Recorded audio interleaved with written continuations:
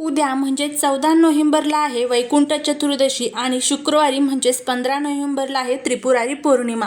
हे जे 2 दिवस आहेत तर ते आपल्या जीवनामध्ये खूप महत्त्वाचे असतात. त्रिपुरारी पौर्णिमेला देव दीपावली या नावाने सुद्धा ओळखलं जातं आणि या दिवशी कार्तिक स्वामींचं दर्शन घेतलं जातं. वर्षातून एकदाच कार्तिक स्वामींचं दर्शन घेतलं जातं. वैकुंठ चतुर्दशीच्या दिवशी भगवान शिवशंकर आणि भगवान विष्णू यांची गळाभेट होत असते आणि त्यानंतर भगवान शिवशंकर हे कैलास पर्वतावर निघून जात असतात आणि भगवान विष्णू हे पृथ्वीचा कारभार जो 4 महिने भगवान शिवशंकरांनी आपल्या हातामध्ये घेतलेला होता तर तो कारभार ते स्वतः सांभाळत असतात. तर इतकं महत्त्व हे वैकुंठ चतुर्दशी आणि त्रिपुरारी पौर्णिमेला आहे. त्रिपुरारी पौर्णिमेच्या दिवशी भगवान शिवशंकर यांनी त्रिपुरासूर नावाच्या राक्षसाचा वध केला होता आणि याच दिवशी त्यांच्या स्मरणार्थ त्रिपुरवात जाळली जाते आणि ही त्रिपुरवात जाळल्यामुळे आपल्या जीवनातील कितीही मोठं संकट असू द्या, दुःख असू द्या, दारिद्र्य असू द्या, लक्ष्मी प्राप्तीतील अडचणी असू द्या तर त्या सर्व दूर होण्यासाठी मदत होत असते. तर वैकुंठ चतुर्दशी असू द्या किंवा त्रिपुरारी पौर्णिमा असू द्या, या दिवशी आपल्याला आपल्या घरामध्ये काही उपाय करायचे आहेत, काही सेवा करायच्या आहेत. आता बघा, आजच्या व्हिडिओमध्ये जे काही उपाय सांगणार आहे तर ते तुम्हाला जर उद्या जमले म्हणजेच वैकुंठ चतुर्दशीला गुरुवारी जमले तर तुम्ही गुरुवारीही करू शकतात. तुम्हाला शुक्रवारी जमले तर तुम्ही शुक्रवारी म्हणजेच त्रिपुरारी पौर्णिमेला सुद्धा करू शकतात. तर आता हा उपाय कशा पद्धतीने करायचा आहे त्याबद्दलची संपूर्ण माहिती या आजच्या व्हिडिओमध्ये आपण घेणार आहोत. त्यामुळे जर तुम्हाला हा व्हिडिओ आवडला तर चॅनलला सबस्क्राईब करा, शेजारील बेल आयकॉनलाही प्रेस करा म्हणजे माझ्या सर्व नवीन व्हिडिओचं नोटिफिकेशन तुम्हाला मिळेल आणि तुम्ही एक पण व्हिडिओ मिस करणार नाही. त्याचबरोबर कमेंटमध्ये श्री स्वामी समर्थ लिहिला अजिबात विसरू नका. वैकुंठ चतुर्दशी असेल किंवा त्रिपुरारी पौर्णिमा असेल त्या दिवशी आपल्या जीवनामध्ये जे काही दुःख असतात, संकट असतात, दोष असतात, दारिद्र्य असतात तर ते दूर करण्यासाठी आपण भरपूर उपाय करू शकतो. कारण यावेळेस पृथ्वीवरील जी सकारात्मक ऊर्जा आहे तर ती अनेक पटीने सक्रिय असते. पौर्णिमा तिथीचा प्रारंभ हा शुक्रवारी सकाळी 6:20 होणार आहे आणि शुक्रवारी पहाटे 2:59 पौर्णिमा तिथीची समाप्ती होणार आहे. कार्तिक पौर्णिमेच्या दिवशी काही गोष्टींची काळजी घेणे महत्त्वाचं मानलं जातं. या दिवशी काही कामे निषिद्ध असतात त्याबद्दलची माहिती आजच्या व्हिडिओमध्ये आपण घेणार आहोत. कार्तिक पौर्णिमेचा दिवस स्नान करण्यासाठी अत्यंत शुभ मानला जातो. असे मानले जाते की या दिवशी गंगा नदीत स्नान केल्याने मनुष्य सर्व पापांपासून मुक्त होतो आणि अनंत फळ मिळते. या दिवशी देव दीपावली देखील साजरी केली जाते. हिंदू दिनदर्शिकेनुसार कार्तिक पौर्णिमा ही शुक्रवारी 15 नोव्हेंबरला आहे आणि एकादशीपासून सुरू झालेला तुळशी विवाह करण्याचा हा शेवटचा दिवस असणार आहे. कार्तिक पौर्णिमेच्या दिवशी भगवान शंकराने त्रिपुरासुराचा वध केला आणि देवांना त्यांच्या अत्याचारापासून मुक्त केले.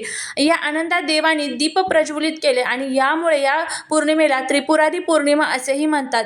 या दिवशी शिवमंदिरात त्रिपुरवात लावली जाते. या दिवशी घराबाहेर व देवळातही दिव्यांची आरस करून पूजा केली जाते. तसेच नदीत दीपदान करून लोक आनंदोत्सव साजरा करत असतात. कार्तिक पौर्णिमेच्या दिवशी लक्ष्मीनारायण आणि महादेवाच्या पूजेबरोबरच काही खास गोष्टींची काळजी घेणे महत्त्वाचे मानले जाते. कार्तिक पौर्णिमेच्या दिवशी सकाळी लवकर उठून पवित्र नदीत स्नान करावे. कार्तिक पौर्णिमेच्या दिवशी भगवान विष्णू आणि देवी लक्ष्मीची पूजा करावी. कार्तिक पौर्णिमेच्या दिवशी नदीत दीपदान करावे. शक्य नसल्यास मंदिरात दीपदान करावे. या दिवशी विष्णू सहस्रनामाचे पठण करावे. कार्तिक पौर्णिमेच्या दिवशी पाण्यात कच्चे दूध मिसळून चंद्रदेवाला अर्घ्य देणे शुभ मानले जाते. या दिवशी गायीचे दान करणे देखील पुण्यदायी मानले जाते. या शुभ दिवशी तुम्ही अन्न, गूळ आणि कपडे दान करू शकता. या कार्तिक पौर्णिमेच्या दिवशी चांदीची भांडी किंवा दूध दान करू नये. या दिवशी घरात अंधार ठेवू नये. कार्तिक पौर्णिमेच्या दिवशी तामसिक अन्न ग्रहण करण्यास मनाई असते. या महान सणाला ज्येष्ठांचा अपमान करणे टाळावे किंवा अपशब्द वापरू नये. या दिवशी गरीब, असहाय्य आणि गरजूंना रिकाम्या हाताने परत पाठवू नये. आपल्या क्षमतेनुसार अन्नदान आणि धान्यदान अवश्य करावे. तर अशा पद्धतीने ही कार्तिक पौर्णिमेची माहिती आहे म्हणजेच त्रिपुरारी पौर्णिमेची आणि वैकुंठ चतुर्दशीची सुद्धा मी तुम्हाला माहिती दिलेली आहे.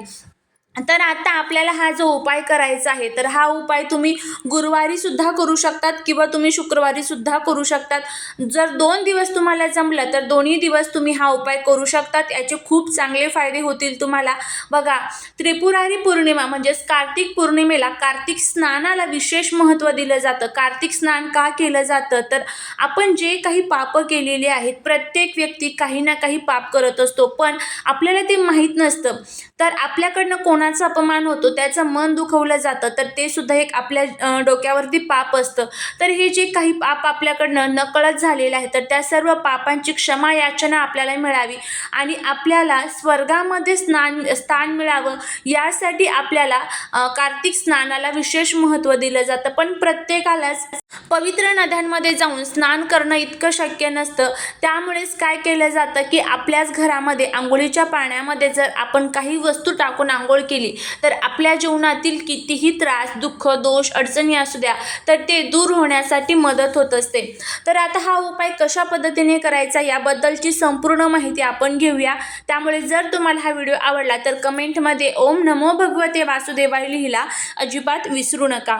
बघा, अशी काही लोक असतात ना, त्या लोकांना आपली झालेली प्रगती बघवत नाही आणि यालाच आपण शत्रुपीडा किंवा शत्रुबाधा याचा त्रास म्हणत असतो, किंवा मग याला आपण नकारात्मक ऊर्जा सुद्धा म्हणू शकतो. आपल्या घरामध्ये सतत भांडण, कटकट, वादविवाद होणं, घरामध्ये आपल्या स्वतःमध्ये आपल्याला नकारात्मक ऊर्जा जाणवणं, आपण कोणत्याही बाबतीत सकारात्मक विचार करत नाही, नेहमी आपल्या मनामध्ये एक नकारात्मक विचार तयार होत असतात. ज्या ह्या अडचणी असतात, जे हे दोष असतात, संकट असतात, तर ते दूर करण्यासाठीच आपल्याला ह्या सर्व गोष्टी करणं तितकंच महत्त्वाचं मानलं जातं.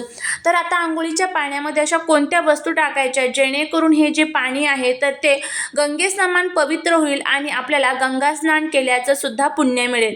तर आता काय करायचं, या दिवशी तुम्हाला सकाळी लवकर उठायचं आहे. त्यानंतर तुम्हाला भगवान विष्णू आणि त्याचबरोबर माता लक्ष्मी आणि भगवान शिवशंकर यांचं स्मरण करायचं आहे. ओम नमो भगवते वासुदेवाय आणि ओम नमः शिवाय या मंत्राचा तुम्हाला जप करायचा आहे. त्यानंतर तुम्ही आंघोळीसाठी जाऊ शकता.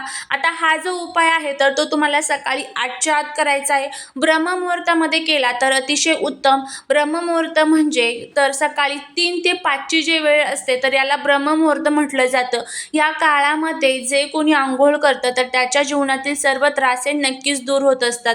नाही शक्य तर तुम्ही सकाळी 8च्या आत हा उपाय करा, कारण 8 नंतरची जी अंघोळ आहे तर ती राक्षसांची अंघोळ मानली जाते. त्यामुळे 8च्या आत तुम्हाला हा उपाय करायचा आहे, तेव्हाच त्याचे फायदेही आपल्याला होतील. आता काय करायचं आहे बघा, सर्वात प्रथम तुम्हाला या अंघोळीच्या पाण्यामध्ये काही वस्तू टाकायच्या आहेत. आता वैकुंठ चतुर्दशीच्या दिवशी गुरुवार आहे, त्यामुळे हळद ही आवर्जून टाकायची. कच्चं दूध गाईचं जे असतं तर ते तुम्हाला टाकायचं आहे आणि गंगाजल तुम्हाला टाकायचं आहे. तर ह्या 3 वस्तू तुम्हाला टाकायच्या आहे. हळद, कच्चं गाईचं दूध आणि गंगाजल ह्या 3 वस्तू तुम्हाला टाकायच्या आहेत. आणि टाकल्यानंतर तुम्हाला ओम नमो भगवते वासुदेवाय या मंत्राचा जप करत करत तुम्हाला अंघोळ करायची आहे. आणि त्यानंतर भगवान विष्णू आणि माता लक्ष्मीला प्रार्थना करायची आहे की माझ्या जीवनातील जे काही त्रास, जे काही दुःख, दोष, अडचणी आहेत तर ते दूर करा. तुमची कृपा सदैव माझ्या घरावरती राहू द्या. अशा पद्धतीने आपल्याला भगवान विष्णूंना प्रार्थना करायची आहे. आणि त्यानंतर आपल्याला अंघोळ करायची आहे. अंघोळ करत असताना गरुड पुराणामध्ये लिहिलेलं आहे की आपल्या अवतीभोवती आपले पूर्वज असतात, त्यामुळे पूर्वजांचं स्मरण जरी केलं तरीही त्यांच्या आत्म्याला तृप्ती मिळत असते. त्यामुळे त्यांचं स्मरण सुद्धा तुम्ही करू शकता. आणि माझ्या जीवनातील जे काही त्रास आहे तर ते सर्व संपलेले आहे, अशा पद्धतीचा भाव आपल्याला आपल्या मनामध्ये ठेवून हा जो उपाय आहे तर तो करायचा आहे. तर तुम्ही नक्की करून बघा, नक्की तुम्हाला त्याचा फायदा होईल. फक्त ज्यावेळेस एखादा उपाय आपण करतो त्यावरती आपली श्रद्धा, विश्वास असणं तितकंच महत्त्वाचं आहे. करून बघा, फायदा होईल. झालेली सेवा ही महाराजांच्या चरणी रुजू करते. तुम्हाला जर हा व्हिडिओ आवडला असेल तर लाईक, शेअर आणि सबस्क्राईब करायला विसरू नका. भेटूया पुढच्या एका छानशा नवीन व्हिडिओसोबत, एका नवीन माहितीसोबत. श्री स्वामी समर्थ.